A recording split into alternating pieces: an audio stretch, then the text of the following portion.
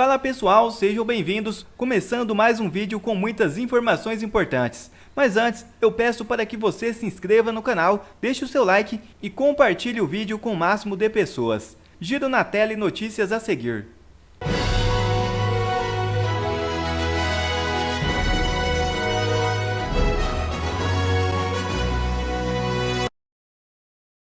O enorme tiro no pé do sistema pelas mãos de Dias Toffoli.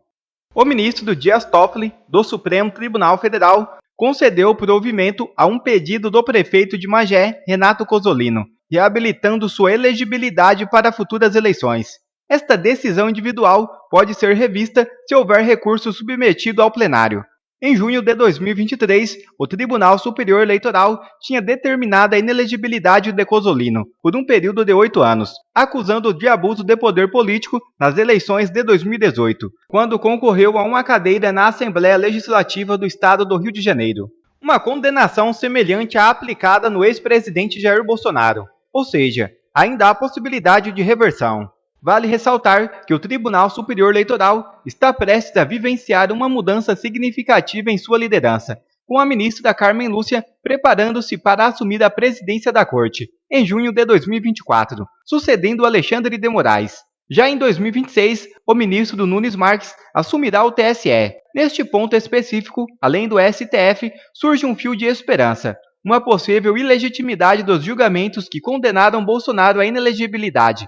Pode ser competência do próximo presidente do TSE. Vale ressaltar também que essa possível reversão não para por aí. No Congresso, deputados estão trabalhando nos bastidores em um projeto de lei que pode anular esses julgamentos do TSE e devolver os direitos políticos de Bolsonaro. Tudo isso ocorre nos bastidores para que no momento certo seja colocado em prática. Será uma verdadeira reviravolta.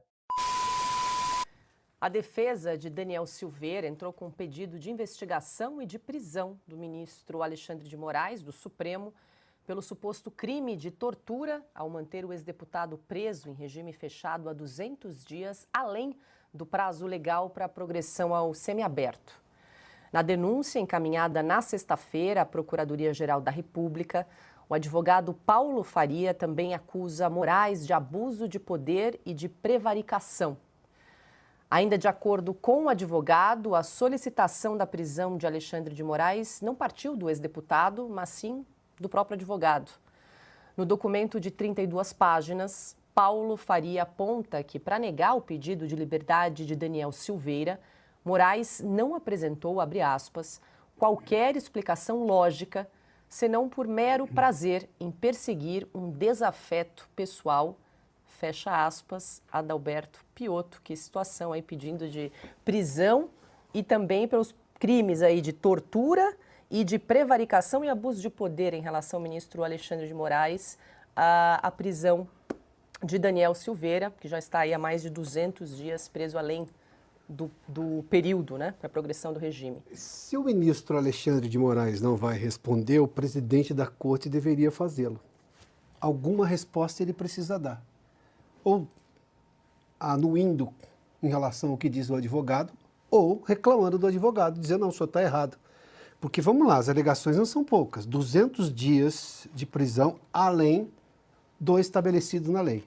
Olha que coincidência, hoje eu estava vendo um livro grande que eu ganhei há muito tempo sobre as constituições brasileiras, até me lembrei do Augusto que citou isso com frequência aqui, e está lá uma carta do Gilmar Mendes, que na época era o presidente do Supremo Tribunal Federal, apresentando a Constituição, ou o trabalho sobre as Constituições. E ele fala em devido processo legal, na defesa do devido processo legal, que a Constituição de 88 estabeleceu isso de uma forma muito clara, a garantia dos direitos, né? A Constituição, inclusive, é acusada de ter muita descrição de direitos e poucos deveres. Essa é uma crítica que se faz com muita frequência à Constituição de 88. Não, se pode-se corrigir a Constituição, mas não a seguindo. Isso já é arbítrio. E nesse caso, o que o advogado, a defesa do deputado Daniel Silveira está dizendo aqui é que não se está seguindo o devido processo legal, que não permite, pelo que se lê na lei, 200 dias além da condenação. Ele já deveria ter progredido para um regime semiaberto. Vai dormir na cadeia, passa o dia estudando, trabalhando, enfim, tem uma série de condições, mas está na lei. Aí o ministro não responde, o ministro Alexandre de Moraes.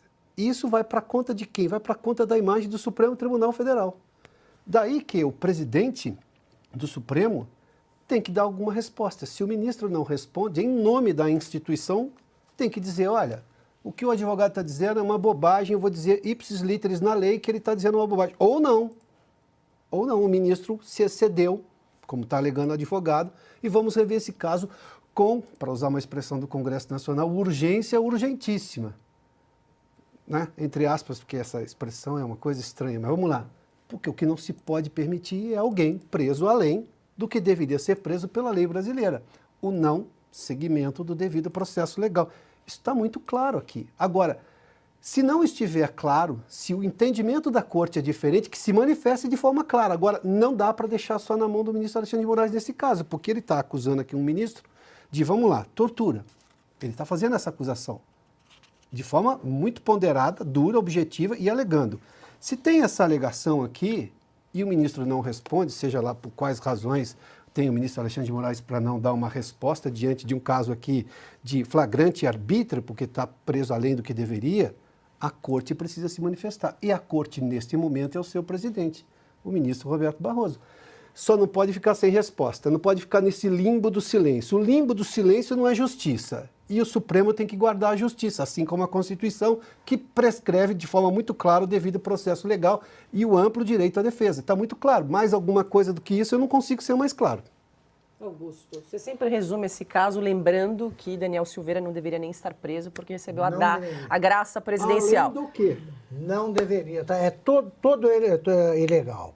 Esse processo, o caso do Daniel Silveira é uma coleção de ilegalidades que deveriam estar sendo contestadas neste momento por senadores e pelos ministros que compõem o Supremo Tribunal Federal. Eles se negam, os senadores esquecem isso, e os ministros se negam à discussão técnica, à discussão jurídica. Vamos lá.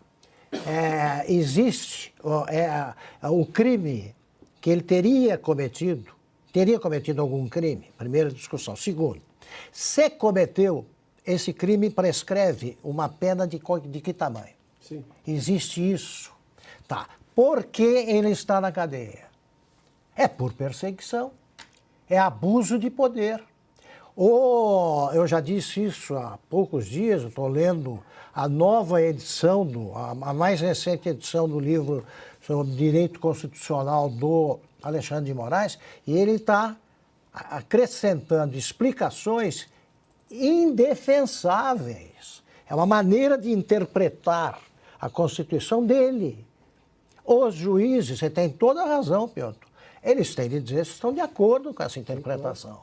A Constituição é claríssima quanto a isso. Ele não pode estar preso, pois o Alexandre de Moraes, ele repreendeu e multou o advogado, ou tentou multar, porque ele foi acusado de apresentar recursos excessivos, enquanto Gilmar Mendes cumprimentava o advogado do Lula, hoje ministro, por apresentar recursos sucessivos, até conseguir a libertação do cliente.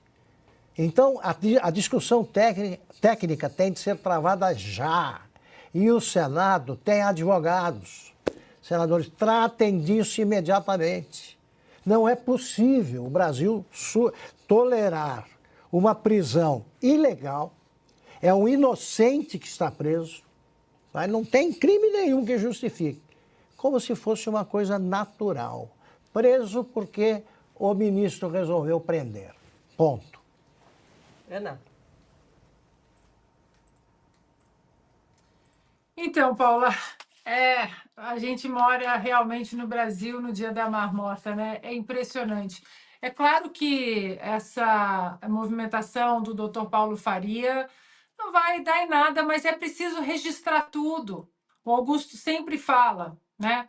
A história vai olhar para todas essas páginas e muita coisa vai ser colocada nos eixos. O que o doutor Paulo Faria, eu imagino que o doutor Paulo Faria pense, eu sei que não vai dar em nada, mas é preciso registrar tudo isso, Lembrando que no ano passado a PGR, através da subprocuradora Lindora Araújo, também já tinha se manifestado pela soltura, não é nem mudar para regime semiaberto, pela soltura do Daniel Silveira, exatamente pela constitucionalidade do perdão da graça presidencial concedida pelo presidente Jair Bolsonaro. É tortura, não tem outro nome, isso é tortura. E vamos repetir, 200 dias de prisão além do estabelecido em lei. Junto com isso, junto com esse absurdo, nós temos um inocente, Felipe Martins, ainda preso. A movimentação, no caso do Felipe Martins, é impressionante. Esse limbo que o Piotr estava falando, esse silêncio está nas movimentações ali do inquérito do Felipe Martins. E o limbo acontece exatamente quando a defesa do Felipe Martins comprova com ofícios, declarações oficiais da própria Latam, de que o Felipe Martins nunca saiu do Brasil, ele estava no voo Brasília-Curitiba, e o Alexandre de Moraes ele só responde depois disso. Mas sobre isso fica um limbo, fica um silêncio, porque o Alexandre de Moraes dá de ombro. Quem? A defesa, PGR, Senado, Legislativo, estou nem aí para vocês. E aí? E os pares de Alexandre de Moraes não vão se manifestar? A corte não vai se manifestar? Ficaremos nesse limbo que hoje é comandado por Alexandre de Moraes? A justiça só fala quando eu quero. Como ele mesmo disse, né? Esse caso vai ser encerrado quando terminar. Mais uma vez, o disco arranhado vai voltar. Rodrigo Pacheco. Ele não vai fazer nada. É por isso que, nos próximos anos, é preciso tirar Rodrigo Pacheco da representação do meu estado no Senado, porque não dá. Essa falta de coragem, essa covardia em defender a nossa Constituição, não é defender político A, político B, é defender a nossa Constituição, que está sobre todos nós, inclusive o senhor Alexandre de Moraes. Ana, complementando isso aí, está na hora dos demais senadores começarem a falar. O quadro do Senado, hoje é bom a gente ver isso aí em perspectiva, que é muito interessante. Se o povo mantiver a tendência que se nota agora, o Senado passará o controle da oposição na eleição de 2026. A oposição passará a ser maioria, mas precisa fazer oposição. Desde já eles têm que falar. Não tem maioria, e daí? Isso impede o discurso? O Rodrigo Pacheco precisa ouvir o que a Ana tem falado sempre, o que a gente fala aqui, no Senado, dos senadores. E você pega uma crise como a do Getúlio Vargas, você via todos falando, oposição, situação, e cada um externando ali o que pensava, uma situação de crise. Nós estamos numa situação de crise. E a oposição fica aí topando a prorrogação do feriado de Páscoa. Né? Eles não voltaram, eles decidiram que só voltarão daqui a alguns dias, ou quando der vontade. Não dá. Eles ficam descansando numa situação dessas. Eu me lembro quando eu estava na faculdade de jornalismo, um professor disse que os jornalistas escrevem o que um dia será a história, né?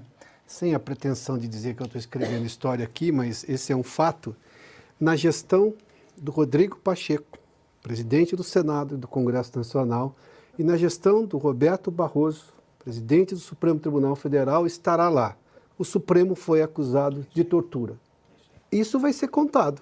Bom, na gestão. E quem era o presidente? Quem no Senado poderia ter tomado uma providência? A gestão era do Rodrigo Pacheco. Aí eles que lidem com isso. Agora, há tempo de reverter essa situação. E não é privilegiar, como a Ana fez menção, ninguém está discutindo política nem eleição aqui, a gente está discutindo só a defesa da Constituição, do devido processo legal. Eu não me interesso. O advogado aqui, o doutor Paulo Faria, já não está nem questionando o que o Augusto questionou com muita propriedade, que o deputado, o ex-deputado, nem deveria estar preso. Por razões óbvias, como a Ana também citou, por manifestação da PGR, o órgão acusador. Está questionando só o tempo de prisão, porque ele já está preso, ele está cumprindo uma pena. E essa prisão está excessiva. Prisão excessiva, a história já também tipificou. É tortura, sim. Paula, só Oi. um último gancho, prometo. Eu quero pegar só esse gancho rápido do Augusto, para a gente continuar falando também de Senado, de Rodrigo Pacheco, porque nós, né, o brasileiro tem que rodar tantos pratinhos, a gente tem que prestar atenção em tantas coisas, que não é só tirar, não é apenas tirar Rodrigo Pacheco da cadeira de presidente do Senado, mas prestar atenção em quem vai sentar ali. Porque hoje, nos bastidores, o nome que roda é de Davi Alcolumbre. E aí, nesse caso, não é trocar 6 por meia dúzia, é trocar 6 por algo muito pior.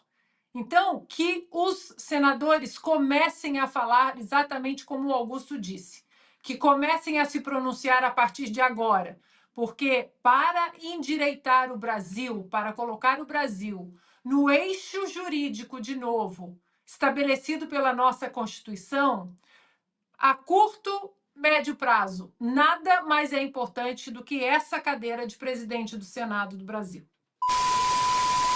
E os diálogos frequentes entre Alexandre de Moraes e o comandante do Exército. O ministro Alexandre de Moraes desponta hoje como o principal interlocutor do comandante do Exército, o general Tomás Paiva, no Supremo Tribunal Federal. Segundo informações da coluna de Bela Megali, de O Globo, na maior parte dos casos, os contatos partem do próprio general, que busca o magistrado para saber dados sobre integrantes da caserna investigados e tirar dúvidas em relação ao cumprimento de ordens judiciais. A coluna também informa que o contato mais recente envolveu informações preliminares sobre a promoção de um militar dentro da força. Foi o caso da nomeação do general Richard Nunes para o segundo posto mais alto do Exército, o de chefe do Estado-Maior. Antes de bater do martelo, Tomás Paiva contatou Moraes porque o nome do general surgiu durante o caso Marielle. Quando o nome do general Richard Nunes apareceu no documento, o chefe do Exército contatou o ministro Alexandre de Moraes e adiantou sua intenção de promovê-lo. Na conversa, deixou claro que se houvesse informações que comprometessem Richard Nunes, mudaria a escolha. Moraes sinalizou que poderia seguir com a nomeação. Segundo a coluna, essa não foi a única consulta feita pelo chefe do Exército ao magistrado. Sempre que tem dúvidas sobre como cumprir as ordens do STF em relação aos militares investigados, Tomás Paiva se orienta com o magistrado. O general estabeleceu uma regra, por exemplo. Para os membros da caserna que já foram presos, esses são obrigatoriamente retirados de suas funções e mandados para casa. Já os investigados que não chegaram a ser detidos, mas passaram por medidas como buscas, mudam de posto, mas continuam trabalhando na força. É só impressão minha ou parece que o general está trabalhando para Moraes? Quer ver mais conteúdos como esse? Então inscreva-se agora mesmo no canal e ative o sininho das notificações. Assim você não perde mais nenhum conteúdo que é postado aqui no canal. E também já deixe o seu like para o YouTube ajudar a divulgar o nosso trabalho. Fico por aqui e que Deus abençoe a todos. Brasil acima de tudo e Deus acima de todos.